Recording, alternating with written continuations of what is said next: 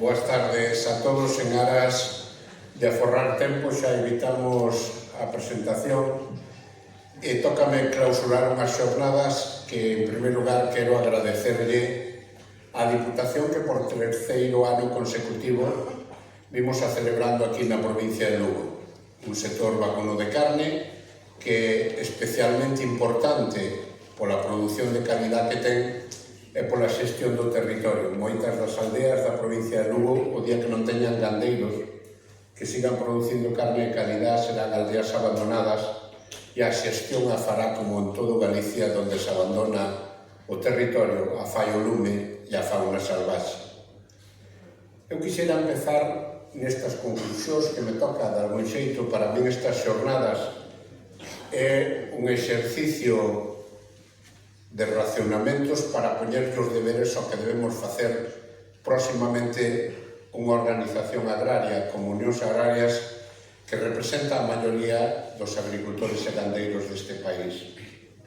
E temos que empezar que todos os discursos e todas as reflexións que fixemos teñen que ter un denominador común, que é como é posible, que temos que facer para que os gandeiros de carne podan vivir dignamente do seu traballo.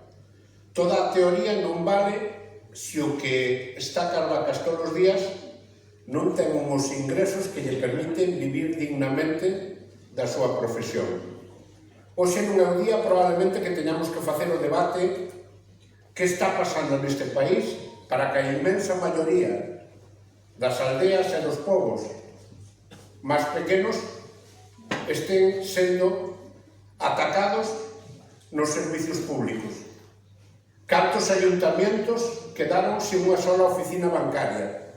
Cantos ayuntamientos se cerraron os colexios nos últimos anos? Cantos centros de día non funcionan?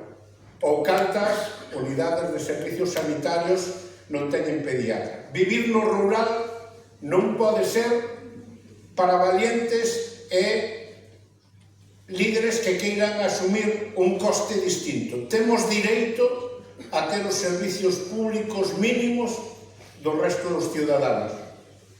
A sociedade nos pode encargar que xestionemos o territorio. Os animalistas nos poden pedir que alimentemos os lobos. A Conselleira de Medio Ambiente nos pode pedir que nos fagamos cargo dos daños que un ano tras outro nos fai a fauna salvaxe o xabarín, con cargo ás rentas máis baixas dos traballadores deste país. Cando se fala de recuperar e incrementar o salario mínimo interprofesional, centos de pequenos gandeiros de carne estarían encantados de poder garantizar que a súa explotación lle permite ter eses 1.300 euros netos todos os meses. Pero unha vez feita unha reflexión global que vivir no rural, apostar por un relevo xeneracional, que no sector da carne hai un envellecemento maior e que, por tanto, non é só un problema de abastecer de comida de calidad á sociedade, senón de xestionar tamén ese territorio. Probablemente a carne de Triacastela, de Becerreá ou de Villalba podemos sustituir firmando un tratado con Mercosur que a cambio de venderlles coches e roupa da Mancio Ortega vamos a ter que traer toneladas e toneladas de carne que non van a ter as mínimas exixencias que vamos a ter aquí. Producir un kilo de carne en Argentina ou en Brasil costa en torno a un 20 ou 30 euros. Transportalo outros 20 ou 30 céntimos. Nos damos competido con eles en ese precio? Si non temos que pagar a fauna salvaxe, o alimento do lobo, o veterinario de explotación, o libro de control de fitosanitarios, etcétera, etcétera, etcétera, sin lugar a dudas que sí. Pero ao final volveremos ao punto de partida. É posible que Europa, os ciudadanos europeos, exixan os controles medioambientales e de calidad para os que producimos aquí e ao final estén dispostos a aceptar nos mesmos estantes outra carne sin ningún tipo de esos controles. Xoguemos todos que as mesmas reglas. En esas reglas eu quedome con 3 ideas que vos quixera trasladar. A primeira delas, o sector da carne, se lle quitamos as axudas públicas da PAC, non cubre costes de produción. Todos os estudios falan de que os ingresos que lle quedan ás explotacións é prácticamente o que reciben de axudas, porque o mercado prácticamente remunera o que son costes de produción. Por lo tanto, escoitar antonte ao director xeral da Xunta decir que nos temos que acostumbrar a que desaparezcan as axudas, non nos lo ten que dicir a nós, yo ten que dicir ao consumidor. As axudas que ten o sector vacuno da carne para poder vender carne a un precio que podan asumir as rentas máis baixas dos consumidores. Porque nós non queremos subvención, queremos poder vender a carne ao precio que nos costa producila. Que pasa? Que se lle quitamos esa axuda e temos que vender o kilo de carne a 10 euros, cantos que están sujetos ao salario mínimo interprofesional poden consumir proteína animal? O problema non o vai ter ternera galega. Temos un nicho de produción o suficientemente pequeno para que non este suxeto aos niveles de consumo de carne e de acceso. E esa é outra das reflexións que planteaba José Manuel e que presentaba tamén Jorge. Eu creo que temos que aspirar a poder vender a carne non como unha máis, senón como esa carne de calidad neses mercados que se poda pagar ese precio diferenciado. Por lo tanto, nese esforzo no que se falaba na estrategia da carne de poder despezar fora é un elemento clave para poder ter un precio diferenciado. Aproveitemos o momento que está poñendo e visibilizando unha certa recuperación do precio, non para o que dicía a Xunta de que nos temos que acostumbrar que estamos vivindo un mes espectacular e que ten que vir agora as rebaixas, senón para consolidar un tipo de carne de calidad nun mercado diferenciado, cun precio diferenciado, no que nós teremos que facer un esforzo de presentar carnes homogéneas, pero que probablemente tiñamos que facer ese esforzo. E facer esos esforzos significa que temos que seguir mellorando as nosas explotacións. E para mellorar as nosas explotacións temos que exixirlle á Xunta que aquilo que son costes derivados dos cambios climáticos se asuman con costes públicos. O próximo día 16 o Parlamento Europeo e a Comisión van de dar luz verde para que se destine os cartos non utilizados dos PDRs para crear un fondo de compensación ás explotacións que ven por lengua azul ou ven por outro tipo de actuacións que teñen un orixen climático, poder compensar ese lucro cesante. E temos que exixir que aquí en Galicia se lle paga as explotacións de carne afectadas pola lengua azul e pola EH unha paga por esa pérdida de rendimientos que tuveron. Se vai facer, e xa está aprobado en Extremadura, se vai facer en Navarra e temos que lograr que se faga tamén en Galicia. E temos que lograr algo máis. A inmensa maioría dos planes de mellora que solicitou a nosa xente nova, tanto de explotacións de leite como de carne, máis de 2.000 aquí en Galicia, se lles vai comunicar o próximo mes que a inmensa maioría van a ser denegados por falta de presuposto. Resulta vergoñento que sendo fondos comunitarios que están sin utilizar, que quedan pendientes de utilizar, se lles diga a aqueles xóvenes, a aquelas persoas que se incorporan e que queren mellorar a explotación, que van quedar fora por falta de gestión administrativa, porque os fondos siguen estando aí. É difícil de explicar en Lugo que a inmensa maioría das explotacións de carne van a ter unha doble penalización. Primeiro, porque non chegan os cartos, e segundo, que nesa competencia que as explotacións de leite, as que van quedar fora son as de carne porque non teñen os puntos da loita contra o cambio climático.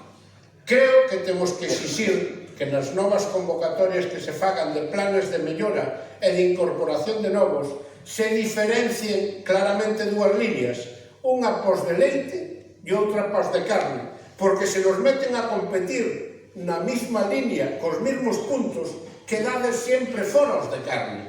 E eu creo que se hai unha explotación que temos que privilexiar polo papel que xoga en Galicia na xestión de territorio e nas dificultades que teñen nesas zonas máis comprometidas da montaña son esas explotacións de carne. Por último, trasladarvos que a nosa gran batalla non é só poder establecer que o problema que temos co lobo non é que este no listado do LESPRE. O LESPRE permite que a Xunta autorice caza do lobo naqueles territorios que de forma reiterada genera daños. Por exemplo, na Mariña Lucense. Por exemplo, o lago de Santiago. Ao final, o problema que temos é que podemos convivir co lobo. O que non podemos é que as mesmas explotacións de xeito reiterado sufran os daños e teñamos unha conselleira de Medio Ambiente que nos ten rehén nunha batalla de poder loitar contra o Ministerio de Medio Ambiente que incluso hasta fai 6 meses se negaba a recibir os cartos para poder seguir señalando como culpable. Creo que temos un esforzo para facer na terminación de canales, creo que temos un esforzo por facer na concentración de partos, pero sobre todo temos un esforzo que facer para que se cumpra a lei de cadena alimentaria. O Ministerio fixo un esforzo importante creando unha lei que di que nadie pode cobrar por debaixo do que lle costa producir. Pero non nos dou instrumentos para facela cumplir, porque nin os costes están objetivados, nin o cumprimento da lei de cadena de contratos de larga duración dun ano están indexados. O dicía José Manuel moi ben, sobran ferramentas xurídicas e técnicas para poder ter unha mesa de precios obxectivable que sea boa para uns e para outros. Pero para eso todos teñen que renunciar ao direito de pernada. Mentras o precio do produto siga sendo o que tira do cordel e dice que o movendes por eso non cho recollo, non estamos en condicións de poder exixir que se cumpla.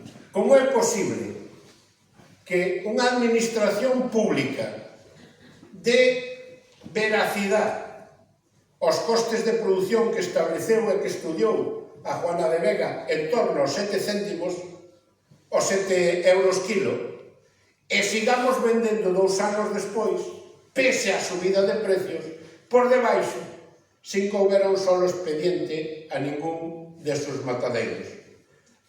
Non queremos especular, non queremos aproveitar momentos como este que pode parecer que vendendo en vivo e vendendo para África é a nosa gran solución, cargándonos o abastecemento normal dos nosos nichos de mercado, estamos cargando a propia denominación e dentro de 2, 3 meses, 4 meses non nos botemos de falta.